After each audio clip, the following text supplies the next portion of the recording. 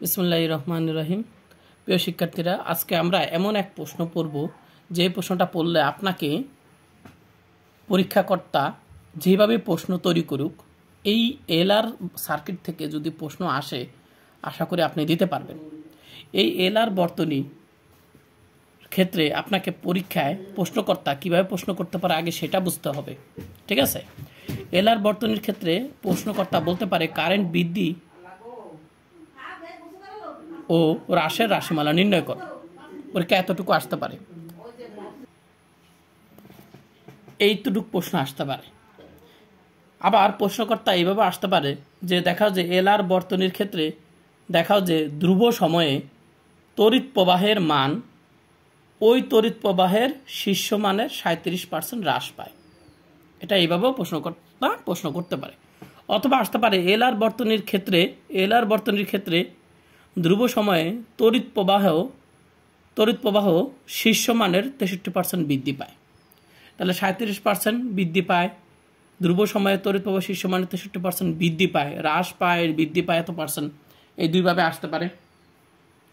আবার এলআর বর্তনীর ক্ষেত্রে কারেন্ট বৃদ্ধি আর কারেন্ট হ্রাসের রাশিমালা নির্ণয় করে সেটাও আসতে পারে। অথবা মিক্স আসতে পারে, এইখান থেকে কারেন্ট বৃদ্ধি ও হ্রাসের রাশিমালা নির্ণয় করো এবং দেখাও যে ধ্রুব সময়ের তড়িৎ প্রবাহ হলো শীর্ষ মানের 37% হ্রাস পায়, এতটুকু আসতে পারে। অথবা এইখান থেকে এতটুকু না দিয়ে আপনার প্রশ্নকর্তা এতটুকুর সাথে আবার এইটা লাগিয়ে দিতে পারে। মানে কতভাবে যে আসতে পারে প্রশ্নটা, এটা আসলে বুঝতেই পারতেছেন। তো আমি একসাথে সবটুকু করিয়ে দিব, সহজ লাগবে আশা করি, ঠিক আছে? তো আপনার মনোযোগ সহকারে ক্লাসটি দেখেন। এলআর বর্তনীর কারেন্ট বৃদ্ধি, তা আমাদের প্রথমে কারেন্ট বৃদ্ধির ক্ষেত্রে আমরা কি রাশিমালাটা নির্ণয় করব। তো এলআর বর্তনী কি? এল হলো কি আবেশক আর আরটা হইলো আমাদের রোধ। চিত্রে এলআর একটা বর্তনী, একটা ব্যাটারি নিয়েছি, একটা চাবি নিয়েছি, এই ব্যাটারি থেকে একটা কারেন্ট প্রবাহিত হচ্ছে, এটা একটা রোধ আর এটাকে বলা হয় একটা আবেশক, এল দ্বারা বুঝে আবেশক, ঠিক আছে? এখন এলআর বর্তনীতে ই তড়িৎ চালক বল যুক্ত একটা ব্যাটারি, ঠিক আছে? এবং কেটা হলো চাবি, আরটা হইলো রোধ, এলটা হলো আবেশক। এলটা হলো কি আবেশক। চাবি অন করলে, এখন এই চাবিটা যখন আমরা অন করব তখন এখান থেকে কারেন্ট প্রবাহিত হওয়া কি করবে, শুরু করবে, তাই না? আচ্ছা, চাবি অন করলে বিদ্যুৎ ধীরে ধীরে বাড়তে থাকে। তাহলে চাবি যখন অন করব ধীরে ধীরে এই তড়িৎ চালক বলযুক্ত যে ব্যাটারি, এইখান থেকে কারেন্ট কি হবে, ফ্লো হবে, প্রবাহিত হতে থাকবে এবং কারেন্ট ধীরে ধীরে কি বাড়তে থাকবে, ঠিক আছে? শূন্য থেকে বাড়তে থাকবে, এক পর্যায়ে এক সময় সর্বোচ্চ মানে পৌঁছাবে। তাহলে এইখান থেকে যে কারেন্টটা বের হচ্ছে সেই কারেন্টটা কি কারেন্ট, আই কারেন্ট, তাই না? এটা হলো একটা কারেন্ট। এখন একটা সময় এই যে কারেন্ট বলতেছে যে ধীরে ধীরে বৃদ্ধি পেতে থাকবে, এই কারেন্টের মানটা ধীরে ধীরে বৃদ্ধি পেতে থাকবে। এখন এই কারেন্টটা বৃদ্ধি পেতে পেতে একটা সময় সর্বোচ্চ মানে পৌঁছাবে, এই সর্বোচ্চ মানটাকে আমরা আই এম দ্বারা প্রকাশ করি। আই ম্যাক্সিমাম সর্বোচ্চ মানে পৌঁছাবে, কথা বুঝতে পারছেন? এরপরে আর কিন্তু কারেন্ট আর বৃদ্ধি পাবে না, এই সময় এই কারেন্টটা কি হয়ে যাবে, স্থির হয়ে যাবে, ঠিক আছে? সর্বোচ্চ মানে পৌঁছানোর পরে। তা আই এম বা কারেন্টটা ম্যাক্সিমাম হবে। এখন কারেন্ট বৃদ্ধি কালে, এখন এই যে আমরা কারেন্ট যখন বৃদ্ধি করতেছিলাম তখন এই কারেন্ট বৃদ্ধিকালে কারেন্ট যখন বৃদ্ধি পেতে থাকে তখন এই যে আবেশক আছে, এই যে আবেশক, এই আবেশকের যে দুইটা প্রান্ত, একটা প্রান্ত একটা প্রান্ত, এই দুই প্রান্তে একটা তড়িৎচালক বলের সৃষ্টি হয়, কথা বুঝতে পারছেন? এই আবেশকে মানে এলে বিপরীতমুখী একটা তড়িৎচালক বল সৃষ্টি হয়। যেমন এখানে একটা তড়িৎচালক বল আমরা পেয়েছি, আমরা যুক্ত করেছি, ঠিক এই এলে আবার একটা তড়িৎচালক বল ইএমএফ সৃষ্টি হয় বা আবিষ্ট হয়। তবে এই তড়িৎচালক বলটা হলো বিপরীতমুখী, আবেশকে যে আমরা তড়িৎচালক বলটা পাবো সেটা হলো বিপরীতমুখী, অর্থাৎ এটা যদি পজিটিভ হয় এটা হবে নেগেটিভ, কথা কি বুঝতে পারছেন? তাহলে এই আবেশকে, এই যে এল আবেশকে যে তড়িৎচালক বল সৃষ্টি হয় সেটাকে আমরা ইএল দ্বারা প্রকাশ করছি, এটা তো আমাদের ই। আর এখানে যে তড়িৎচালক বল সৃষ্টি হয়েছে সেটাকে আমরা ইএল দ্বারা প্রকাশ করি, কারণ এল দ্বারা বোঝায় এল এ সৃষ্ট আবেশক ই। এখন এই আবেশকে তড়িৎচালক বল যে সৃষ্টি হয়, সেই তড়িৎচালক বল বের করার সূত্র হলো minus L DI divided DT, অর্থাৎ সময়ের সাথে কারেন্টের যে পরিবর্তনের হার সেটাকে যদি আমি আবেশক এল দ্বারা গুণ করি, তাহলে আমরা আবিষ্ট যে তড়িৎচালক বল সেটা আমরা পেয়ে যাব, যেটাকে ইএল দ্বারা প্রকাশ করি। আর মাইনাস কেন বইছে? কারণ এটা হলো কি বিপরীতমুখী তড়িৎচালক বল সৃষ্টি হয়। এখন দেখেন বর্তনীতে কারশফের দ্বিতীয় সূত্র প্রয়োগ করে পাই। কারশফের দ্বিতীয় সূত্র প্রিয় শিক্ষার্থীরা যদি ক্লাস করে থাকেন তাহলে নিশ্চয়ই মনে আছে, এই বর্তনীতে যতগুলো তড়িৎচালক বল থাকবে তাদের সমষ্টি হবে, আগে সমষ্টিগুলো লিখি, যেমন এই একটা তড়িৎচালক বল আর এই এল এ কিন্তু একটা তড়িৎচালক বল সৃষ্টি হয়েছে, সেটা হলো ইএল। তাহলে এই বর্তনীতে মোট তড়িৎচালক বল আছে কয়টা প্রিয় শিক্ষার্থীরা? দুইটা, একটা ই আর এই আবেশকে হইল ইএল। তাহলে আমার মোট তড়িৎচালক বল কত? ই প্লাস ইএল। তাই কারশফের দ্বিতীয় সূত্র বলতেছে মোট তড়িৎচালক বলটা কার সমষ্টি হবে? মোট মানে সকল তড়িৎচালক বল হবে ওই বর্তনীর কারেন্ট এবং রোধের গুণফলের সমষ্টির সমান। তাহলে আমাদের একটাই মাত্র রোধ আছে, তাহলে এই কারেন্টটা যখন এই রোধের ভিতরে যায় তখন এইখানে একটা আমরা কি পাবো? আই ইন্টু আর। তাহলে কারেন্ট গুণ রোধ, আই এবং আর এর একটাই পেয়েছি। এখানে আর কোনো রোধ নাই, আর কোনো কারেন্ট রোধের ভিতর দিয়ে যায়ও না, তাহলে একটাই মাত্র রোধ আছে। তাহলে আমাদের একটাই রোধ আর হলো কারেন্ট এবং রোধের যে গুণফল, এই গুণফলের সমষ্টি সমান হবে কি? সমষ্টি সমান হবে আমাদের ওই বর্তনীতে যুক্ত আমাদের মোট যেই তড়িৎচালক বল আছে সেগুলো সমষ্টি সমান। কথা কি বুঝতে পারছেন? তাহলে এই বর্তনীতে আমার তড়িৎচালক বল এখানে একটা আছে, তাহলে ই যোগ ইএল। আর আমার এখানে কারেন্ট আর রোধের গুণফল কোথায় আছে? কারেন্ট রোধ শুধু একটাই রোধ আছে, তাই এইখানে কারেন্ট আর রোধের যে গুণফল সেটা আমরা পাবো আই আর পাবো। আশা করি বুঝতে পারছেন। এখন ইএলটার মান কত? এইটা বসিয়ে দিলাম, ঠিক আছে, বসিয়ে দিলাম। এরপর আমরা কি করতেছি দেখেন, এই যে আর আছে, আরটা এখানে ভাগ দিয়ে দিলাম। তা আরটা যদি এইখানে ভাগ দিয়ে দিই তাহলে ই এর নিচেও আসবে, এই আরটা কিন্তু এইটার নিচেও আসবে, ঠিক আছে, এখন দুইটা অংশের সাথেই ভাগ হবে। তাহলে এই যে আমরা এল এর নিচে আর দিলাম, ই এর নিচে আর দিলাম। এরপরে প্রিয় শিক্ষার্থীরা আমরা কি করলাম? আইটাকে এখানে নিয়ে আসলাম, আর এইটাকে আমরা এইখানে নিয়ে গেলাম। আশা করি বুঝতে পারছেন। এরপরে প্রিয় শিক্ষার্থীরা আমরা কি করলাম তো দেখি কি করলাম আমরা এরপরে এই ডিআইটাকে, যেহেতু এটা নিচে কিন্তু মনে মনে এক আছে, তাহলে এই ডিআইটাকে আমরা এইখান থেকে এই নিচে লিখতে পারি, ঠিক আছে, এটা এই কোনায় আনতে পারি, কোনাকুনি পরিবর্তন করতে পারি কিন্তু।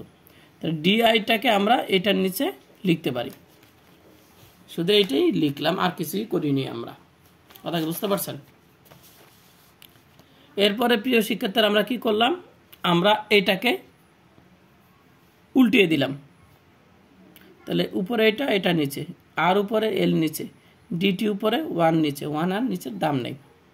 এবার আমরা এটাকে ইন্টিগ্রেশন করলাম, এটা যেহেতু দেখাই যাচ্ছে এটা হলো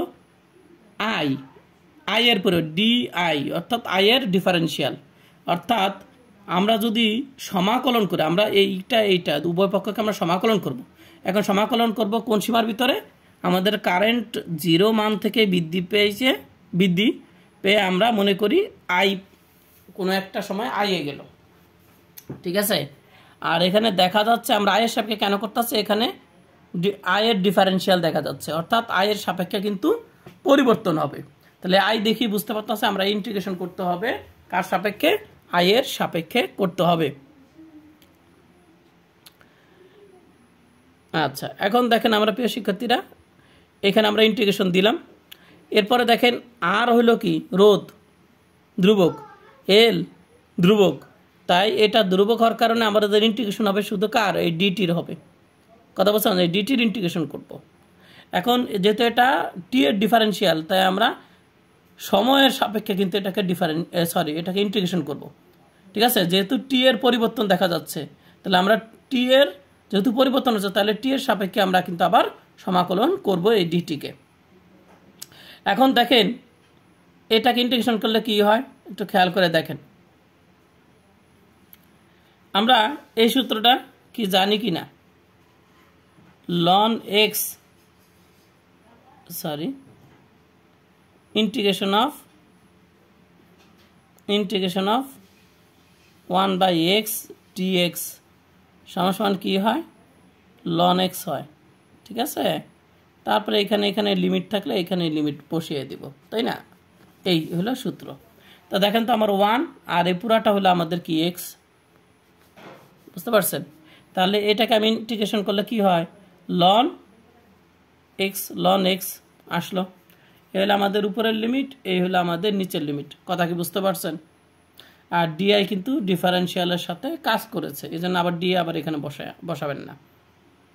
যেমন ডিএক্স কিন্তু আমরা এখানে আর বসাইনি, কারণ ডিএক্স ইন্টিগ্রেশনের সাথে কাজ করে ফেলেছে।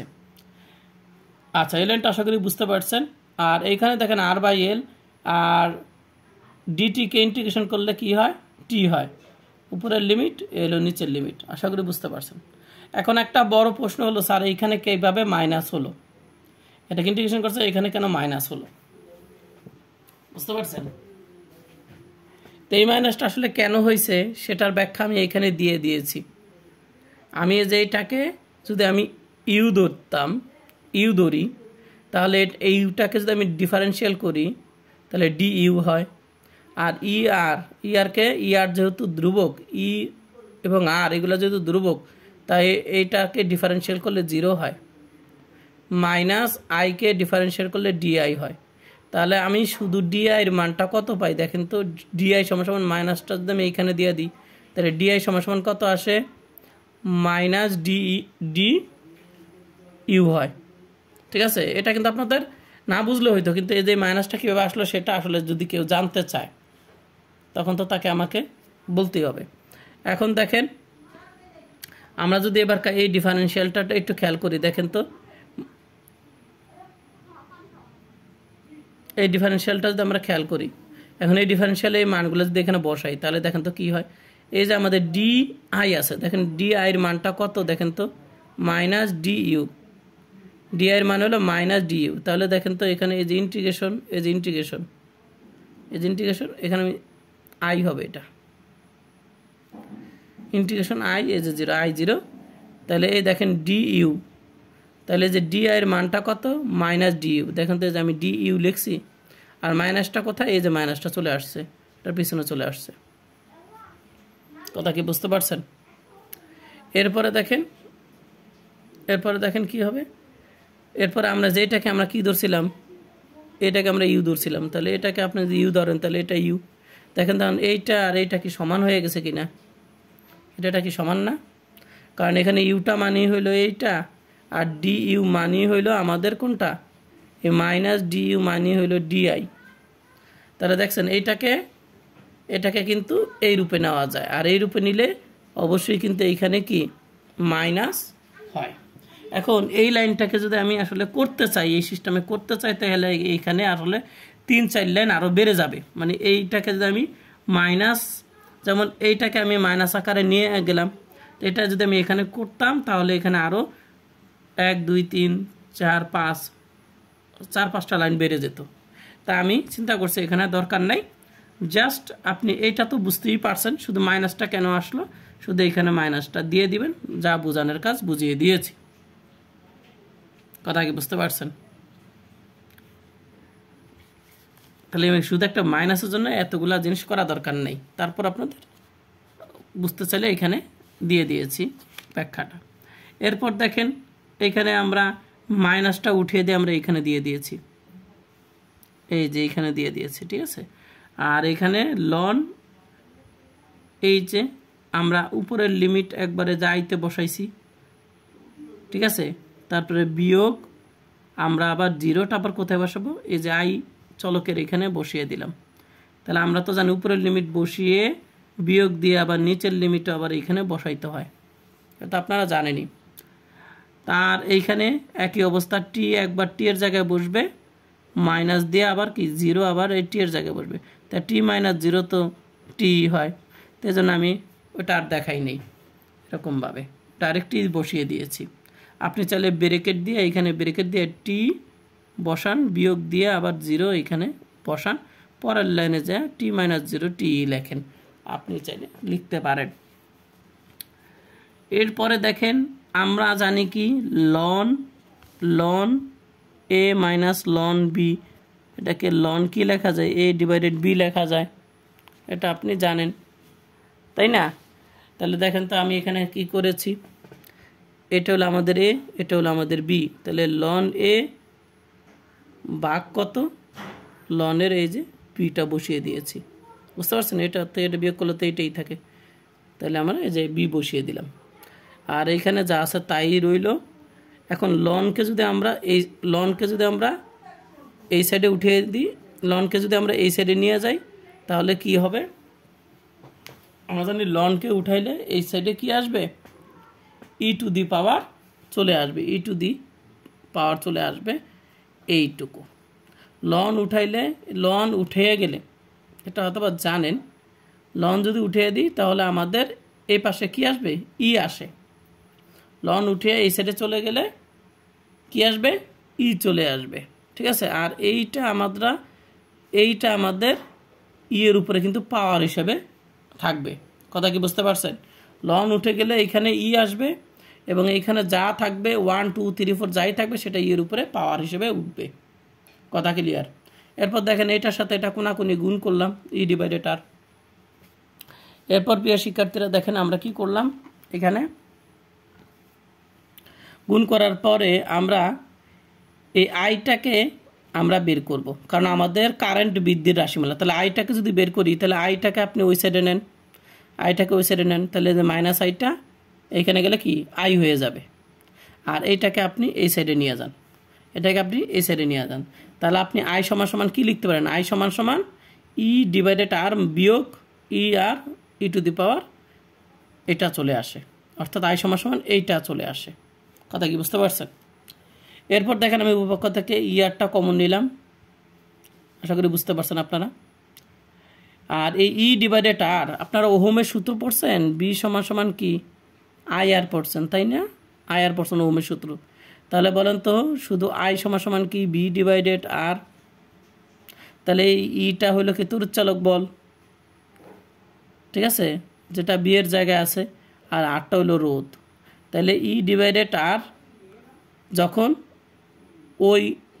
ওই ব্যাটারির অভ্যন্তরীণ রোধ 0 হয় তখন বি আর ইটা সমান হয়ে যায়, ঠিক আছে। তাহলে বিটাই কিন্তু এখন তড়িৎচালক বল কিন্তু বিভব পার্থক্যের মতন কাজ করছে, ঠিক আছে। আপনার জানেন ই ডিভাইডেড আর, তড়িৎচালক বল ডিভাইডেড আর হলো কি কারেন্ট, ঠিক আছে। আর এই কারেন্টটাকে বলা হবে ম্যাক্সিমাম কারেন্ট, ই ডিভাইডেড আর এটা হলো আমাদের ম্যাক্সিমাম কারেন্ট, এটা হলো যেই কোনো সময়ে কারেন্ট, আর এটা হলো আমাদের ম্যাক্সিমাম কারেন্ট, কথা কি বুঝতে পারছেন। এটা তো যা আছে তাই, এইটাই হলো আমাদের কারেন্ট বৃদ্ধির রাশিমালা। পরীক্ষায় যদি শুধু আসে, পরীক্ষায় যদি প্রশ্নকর্তা শুধু বলে এল আর বর্তনীর ক্ষেত্রে শুধু কারেন্ট বৃদ্ধির রাশিমালা নির্ণয় করো, তাহলে আপনি শুধু এই জায়গায় উত্তর করবেন, কথা ক্লিয়ার। এবার আসেন প্রশ্নকর্তা যদি বলে কারেন্ট বৃদ্ধির রাশিমালা এত এবং দেখাও যে সময় ধ্রুবক সময়ে যে কোনো সময়ে কারেন্ট ম্যাক্সিমাম কারেন্টের 63% দেখাও, তাহলে আপনাকে ভাই এতটুকু করতে হবে। তাহলে সময় ধ্রুবক কাকে বলে, সময় ধ্রুবককে এল ডিভাইডেড আর দ্বারা প্রকাশ করা হয়, সময় ধ্রুবককে এল ডিভাইডেড আর কে সময় ধ্রুবক বলা হয়, ঠিক আছে। আর সময় ধ্রুবক কিন্তু একটা টাইম, সময় ধ্রুবকটা হলো একটা টাইম, তাহলে এই সময় ধ্রুবককে আমরা টি দ্বারা প্রকাশ করতে পারি, এল বাই আর কে আমরা লিখলাম টি সমান সমান এল আর। তাহলে সময় ধ্রুবক টি এর মানটা আমরা এল ডিভাইডেড আর ধরলে আমাদের সমীকরণটা কি হয়, আমরা একটু আগে যেই কারেন্টের সমীকরণ, তাহলে যে এখানে যে টি এর যেই টি এর একটা ভ্যালু আছে, এই টি এর জায়গায় আমরা মানটা বসিয়ে দিব। ঠিক আছে, তাহলে দেখেন এই যে বসিয়ে দিলাম, এইটা বসিয়ে দিলাম, L/R বসিয়ে দিলাম। কাটাকাটি করেন, তাহলে থাকে কত? 1 থাকে, e⁻−1 থাকে।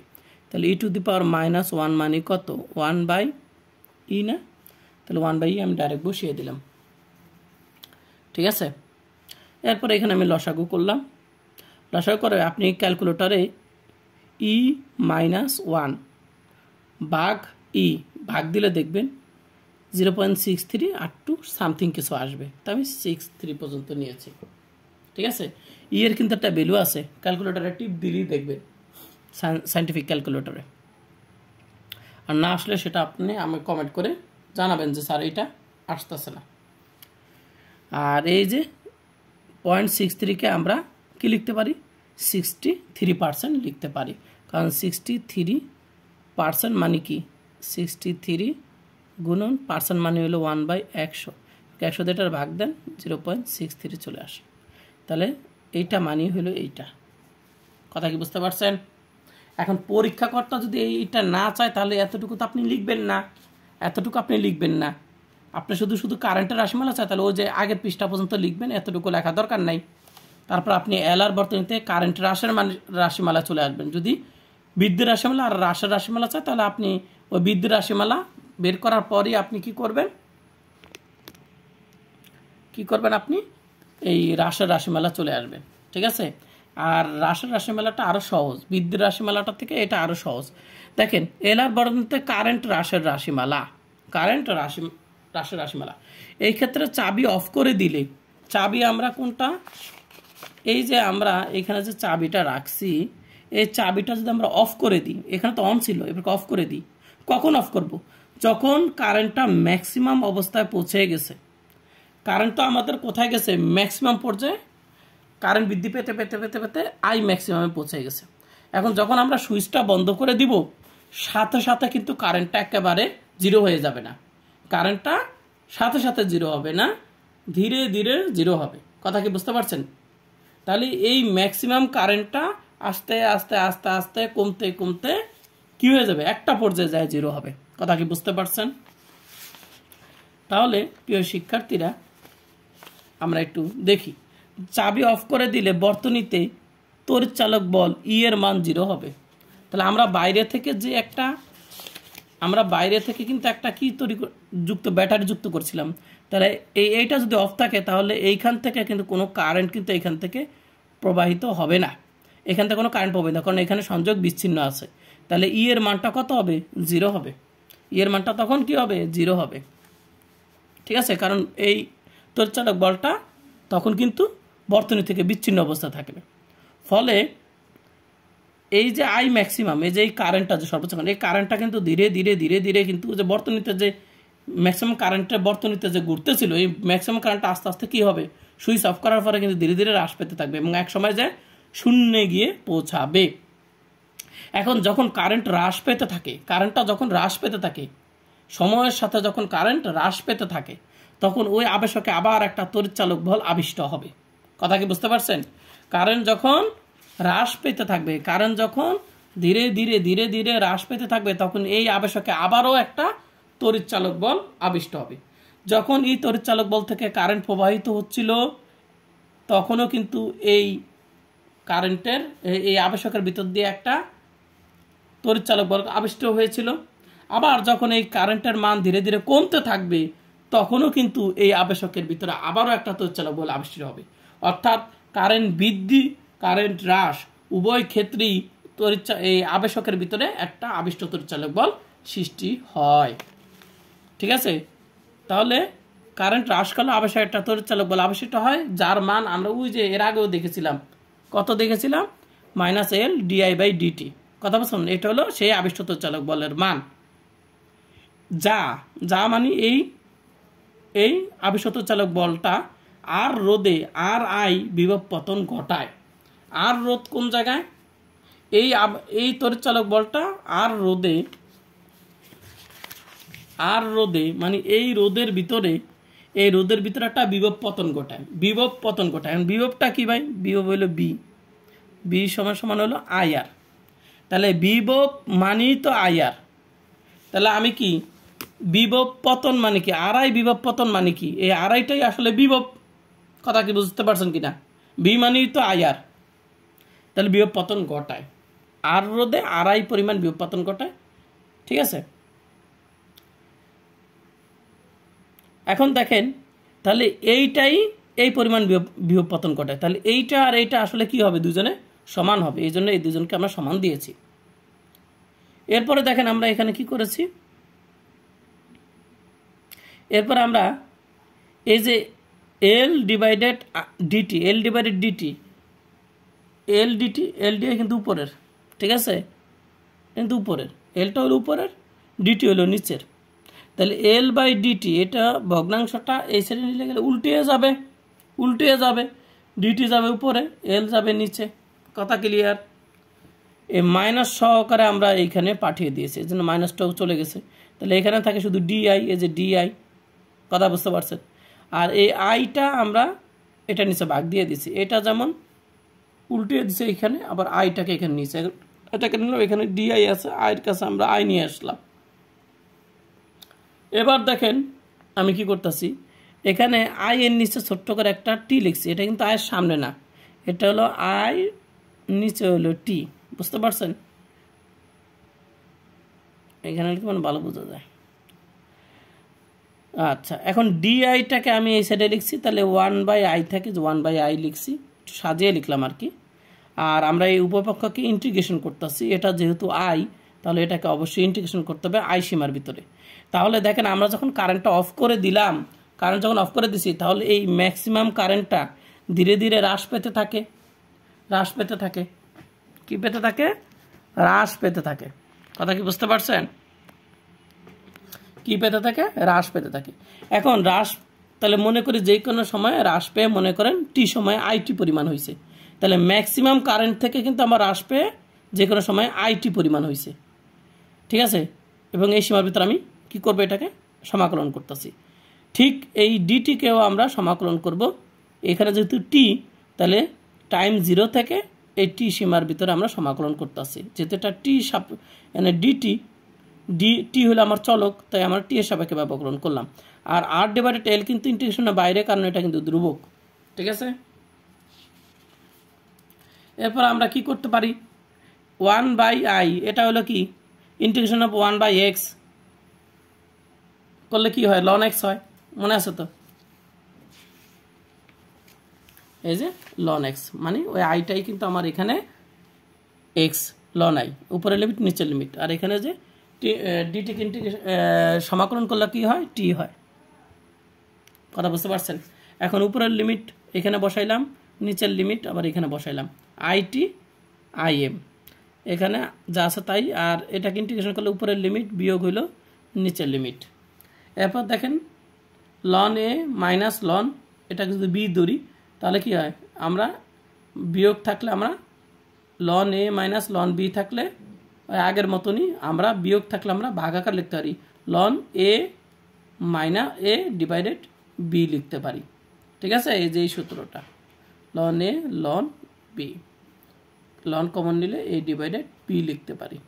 কথা বুঝতে পারছেন? এরপর এটা যা আছে তাই, এটা তো আমরা 0 থেকে টি বিয়োগ দিলে টি থাকে। এখন আমি বলছি যে ln যদি উঠিয়ে দিই তাহলে এই সাইডে কি আসবে? ই চলে আসবে, আর এইটা পাওয়ার হিসেবে এর উপরে যুক্ত হবে। কথা কি বুঝতে পারছেন? এরপর আইএম এর সাথে এটা কি গুণাগুণি গুণ করলাম, হয়েছে? ইহাই হলো আমাদের কারেন্ট হ্রাসের রাশিমালা। প্রশ্নকর্তা যদি শুধু কারেন্ট হ্রাসের রাশিমালা চায় তাহলে এই পর্যন্ত দিয়ে দিবেন, ওই কারেন্ট বৃদ্ধির রাশিমালা আর হলো হ্রাসের রাশিমালা দিবেন। কথা কি বুঝতে পারছেন?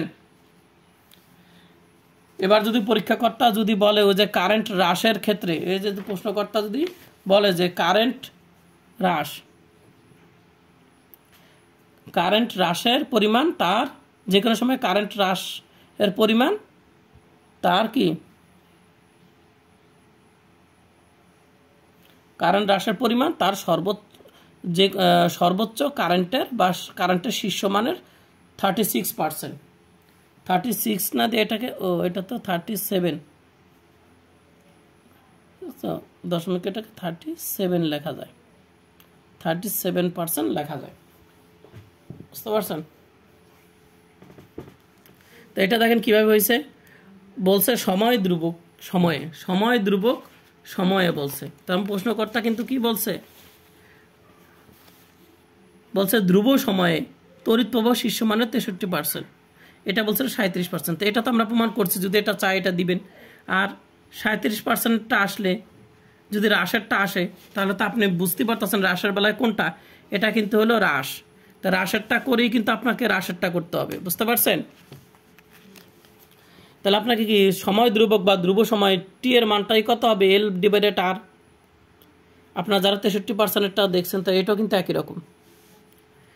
তা টি সমান L/R হলে কি হবে, আমরা এই সমীকরণে টি এর জায়গায় আমরা L/R বসিয়ে দিলাম, কাটাকাটি করলাম, E−1। তো E−1 কত হয়, 1/E। তাহলে E−1 মানে 1/E, তাহলে Im আর 1/E কে লিখলে গুণ করলে কি হয়, তাহলে Im গুণ হলো 1/E, গুণ করলে কি হয়, Im/T হয়। এখন আপনি এখানে কত, 1/T,